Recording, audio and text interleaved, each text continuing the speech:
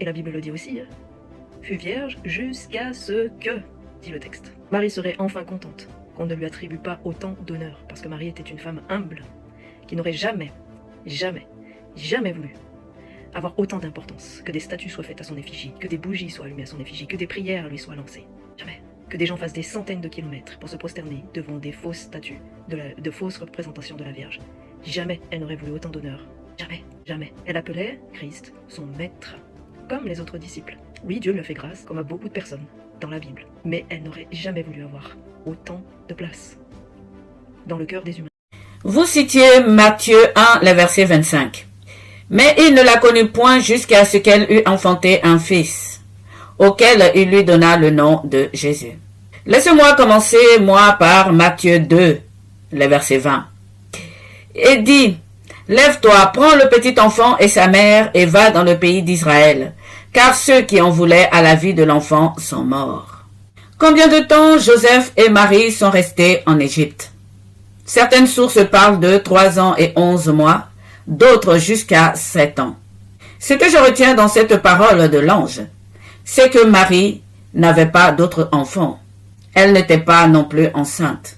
Et Jésus, appelé le petit enfant et non plus un bébé, avait bien grandi. Cette parole donc nous prouve qu'il ne l'a point touché, selon ce que vous avez compris en Matthieu 1, le verset 25. Si c'était le cas, la parole aurait dit qu'elle était enceinte au retour en Israël. Maintenant, vous pouvez supposer qu'en retour en Israël, il a pu la toucher. Dans ce cas, Jésus-Christ serait l'aîné d'au moins 5 ans de ses frères et sœurs. Mais remontons aux 12 ans de notre Seigneur Jésus-Christ. Eh oui, ce dernier s'est perdu, selon les Écritures, à Jérusalem dans le temple, lorsque lui et ses parents sont allés pour le pèlerinage annuel. Frères et sœurs, si Jésus-Christ, qui est âgé de 12 ans, avait des frères plus jeunes, pourquoi est-ce que les parents, tous les deux, auraient confié des petits-enfants à des pèlerins étrangers et seraient allés tous les deux pendant 3 jours chercher l'aîné dans le temple?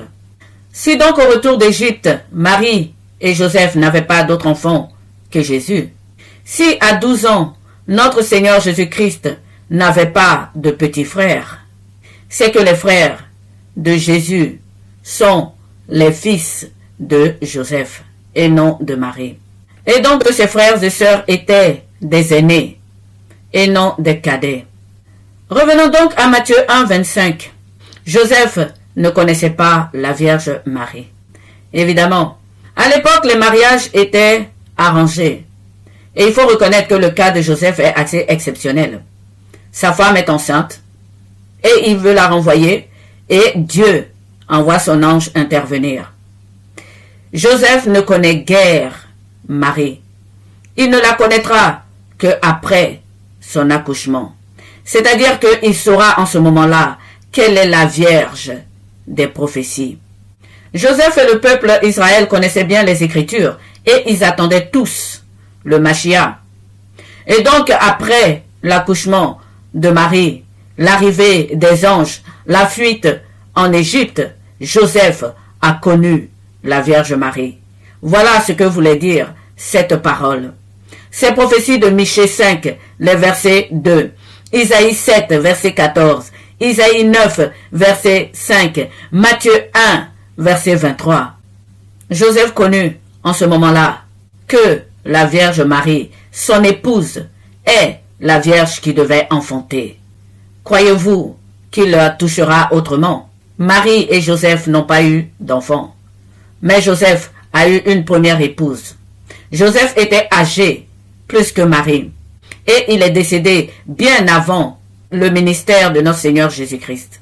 Vous continuez en disant que Marie serait heureuse qu'on ne lui attribue pas autant d'honneur. Parce que Marie était humble. Vous avez raison. Les fruits de la Vierge Marie sont tout aussi humbles. C'est avec un plaisir que je suis les chapelets sur les réseaux sociaux. C'est un temps de prière calme, silencieuse et respectueuse. Les bons et loyaux serviteurs de notre Seigneur Jésus-Christ produisent de bons fruits. Et ils produisent ces fruits lorsqu'ils sont nés d'en haut et non lorsqu'ils sont nés de nouveau. Il y a une différence entre ces deux paroles. Être né de nouveau.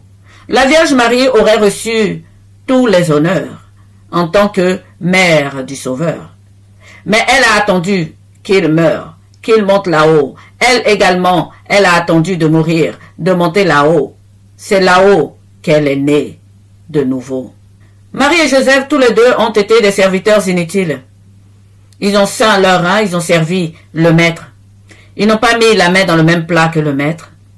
Ils n'ont pas demandé de reconnaissance au maître, jusqu'à ce que le maître ait mangé et bu. Et en ce moment-là, eux, ils peuvent manger et boire. Nous sommes les fruits de la Vierge Marie. Nous sommes ceux et celles qui lui a été donnés lorsqu'elle est née d'en haut. C'est la signification de Luc 17, les versets 5 à 10. Maintenant que son fils a rejoint son trône, il couvre d'honneur sa mère. Son importance vient de Dieu et non des hommes. Souvenez-vous, nous ne pouvons rien sans Dieu. Jésus-Christ, lui aussi, il est doux et humble de cœur. Et pourtant, il a des paroles dures contre les mauvais enseignants, c'est-à-dire les mauvais serviteurs. Ceux qui veulent mettre la main dans le même plat que lui, ceux qui veulent manger la même nourriture que lui, et ceux qui veulent des honneurs. Marie a été humble et douce.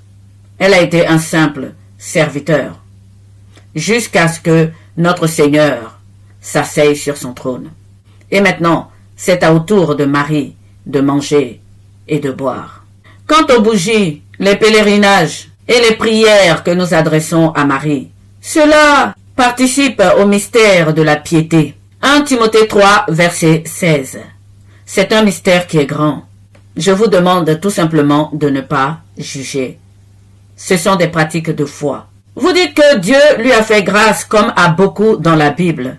J'ai envie de vous dire, il y a grâce et grâce. Elle a une grâce que vous tenez dans la main, c'est-à-dire ce glaive qui lui transperce le cœur. Luc 2, verset 35. C'est bien ce que Siméon lui a dit lorsqu'elle a présenté son fils au temple. Un glaive te transpercera l'âme. Les grâces de Marie ne sont pas vos grâces. Nous sommes le temple de Dieu, vous le savez. Et donc Marie nous présente son fils. Et le glaive fait partie de ses grâces. Vous dites que Marie n'aurait jamais voulu avoir autant de place dans le cœur des humains. Pourquoi, selon vous, comme toutes les jeunes filles de Jérusalem, d'Israël, elle attendait le Machia? Le rôle du Christ, c'est de venir relever l'humanité entière. Comment donc la mère de celui qui est venu relever tous les hommes ne voudrait pas que les hommes l'aiment? Tous les hommes, tous les cœurs des hommes sont pour elle un seul cœur, celui de son Fils. Si Marie a une place infime dans le cœur de Dieu, cela lui suffit, car cela remplace tous les cœurs humains. La foi n'est pas uniquement une question intellectuelle et savante. Elle est aussi une affaire d'amour, de cœur et de tendresse. Nous aimons Marie et nous avons beaucoup de tendresse envers elle, parce qu'elle nous a donné celui que nous aimons. Marie est notre sœur en humanité et elle nous remplit de joie.